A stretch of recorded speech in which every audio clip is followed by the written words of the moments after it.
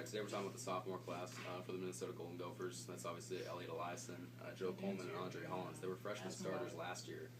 Eliason kind of got forced into the position after Trevor Mbakwe went down, but he really kind of grew into himself. He obviously had a lot of growing pains being a freshman, but he's a 7-footer with a lot of talent. Andre Hollins obviously showed with his 41-point game this year that he can ball. And then Joe Coleman obviously leads the team, he's second in the team in steals. Really, I mean, I think they all have talent they bring to the team. I think it's safe to say Elliot has the least amount of skill.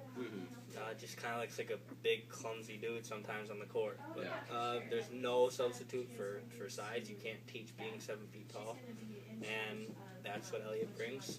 That's why he is tied for the team lead in blocks, right? Yep. Mainly just standing there, being a big presence in the lane, and I think over the next 2 years, over the course of those years, you'll see him develop more some post-man skills.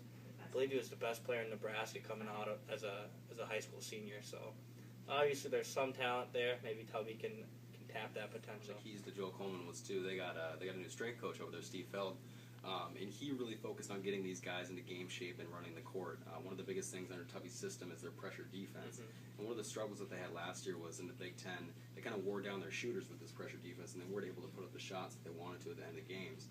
So, for instance, Joe Coleman, Elliot Eliason, and Andre Hollins have all told me that they really worked on their conditioning and strength coming into the season. Coleman raised his bench from 210 to 260. That's something that has really helped him inside the post. He doesn't get pushed around as easily. He can cut to the basket and go through people like he couldn't before. Before, he could just get boxed out of those situations pretty easily. Andre Hollins is obviously one of the best free throw shooters in the Big Ten. He led the Big Ten last year with 91%. You saw in the Memphis game when he got fouled toward the end of it. Things like the Stanford game, too, hit 3 of the free throws to close it out with 0.4 seconds left. I mean, that's something that they're going to really need toward the end of games, and they're going to need to get him the ball when they want to close out those games.